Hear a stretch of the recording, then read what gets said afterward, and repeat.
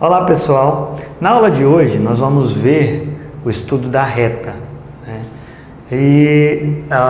Quando nós estudamos a reta no espaço, nós acrescentamos algumas coisas que o estudo da reta lá no plano ele não tem. Bom, que nós vamos iniciar, né, essa discussão verificando o seguinte: nós temos aqui esse vetor V, né? De tal forma que esse vetor V ele possui coordenadas A para X, possui coordenadas B e possui para Y e C para Z. Então a coordenada as componentes, né, do vetor V é A, B e C, como nós já vimos anteriormente. E nós temos um ponto, né, que é esse ponto A aqui, né, cuja coordenada desse ponto A é x, y, né, e z. Então, ponto A, coordenada x, y e z. Quando nós estudamos, né, a reta, nós partimos do pressuposto que a reta é um conceito primitivo, né, não tem definição, e a trajetória dela é a reunião dos infinitos pontos, né, tão próximo quando a gente imaginar eles estejam, eles vão formando essa trajetória. Então, a reta possui infinitos pontos da sua trajetória do menos infinito até o infinito. Como a reta é um elemento geométrico, né, que trabalha nas questões de infinitudes, né, para a gente estudar ela e poder, né, verificar suas propriedades, suas particularidades, se faz necessário, né, nós temos o elemento matemático que descreve essa trajetória. Esse elemento é a equação. Então, se a gente observar que a reta E, só vai existir uma única reta que passa pelo ponto A, pelo ponto dado, e tem a mesma direção do vetor V, então a reta é paralela ao vetor, tem a mesma direção, e a reta está passando pelo ponto A, então o ponto A está contido na reta. Então o que eu posso afirmar? Aqui a gente tem uma reta R, ela é única, né? Essa reta R é paralela ao vetor V e o ponto A, né, ele pertence, né, à reta R. Então nós temos essa relação e a equação da reta surge, né, ou as equações dessa particularidade aqui. Então nós temos o seguinte, né, a reta é formada por infinitos pontos, então eu vou ter um ponto aqui que eu vou chamar de ponto P, e ele é um ponto genérico, ele é um ponto que ele pode simbolizar todos os pontos pertencentes à reta. Então P pode transitar aqui na trajetória da reta. Eu não sei a coordenada dele porque P é um ponto genérico, né? Então vou utilizar a coordenada dele como x, y, z. É um ponto genérico, é um ponto que pertence, é um ponto que simboliza todos os infinitos pontos pertencentes à reta R. Então, dessa organização de P aqui que a gente vai conseguir escrever a nossa equação de reta. Por quê? Porque por dois pontos distintos, nós temos um vetor. Dois pontos distintos determina um vetor, né? Então, tem um vetor aqui AP. E como a reta é paralela ao vetor V, esse vetor AP, sendo esse vetor colinear reta sobre a reta, ele também vai ser paralelo ao vetor V. E aí nós temos o seguinte: nós temos que o vetor AP é paralelo ao vetor V. Quando dois vetores são paralelos, eles são múltiplos, então esse AP vai ser igual a um T vezes o vetor V, sendo T um número pertencente ao conjunto dos números reais.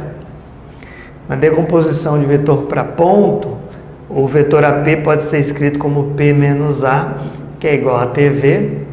Então, o P, que é o ponto genérico, o A está negativo, passa positivo, A mais TV. E dessa sentença aqui surge nossa primeira equação de reta. Ela leva um nome, né? O nome dela vai ser determinado por equação vetorial da reta. Então, vou colocar aqui, ó, equação vetorial da reta, no caso aqui da reta R. O P, ele é um ponto genérico, x, y, z. Ele representa todos os pontos da reta. Então, para mim encontrar um ponto específico, eu vou encontrar um P específico. Ele é igual, para não ficar igual, né, eu coloquei aqui x, y, z, né, o ponto A aqui. Eu vou utilizar o seguinte, eu vou utilizar um x1, y1 e z1 para o ponto A conhecido, né? Então, nós temos aqui ponto A, x1, y1, z1, para não ficar a mesma coisa. Então, esse ponto A vai ser x1, y1, z1, mais t vezes o vetor v, que vai ser A, B e C. Isso aqui, essa sentença que a gente acabou de escrever, é o que é denominado, né, como equação vetorial da reta. Então, essa aqui é a equação vetorial genérica. E aí a gente chama atenção para o seguinte: essa é a nossa primeira equação. Para nós escrevermos a equação vetorial de uma reta, necessariamente nós precisamos dos elementos que nós tivemos aqui. Um ponto pertencente à reta, conhecido, e um vetor que tem a mesma direção da reta.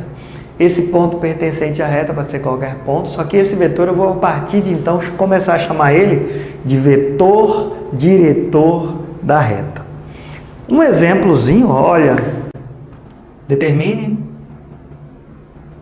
a equação da reta que passa pelos pontos A, menos 1, 2 e 1, e B, 3, 1 e 1. Tá aí dois pontos quaisquer. E aqui na equação a gente reforça o que eu disse anteriormente. Para mim determinar a equação, eu preciso necessariamente de um ponto pertencente à reta e de um vetor que tem a mesma direção da reta. O ponto eu posso usar ou A ou B, tanto faz, né? Eu vou usar o A.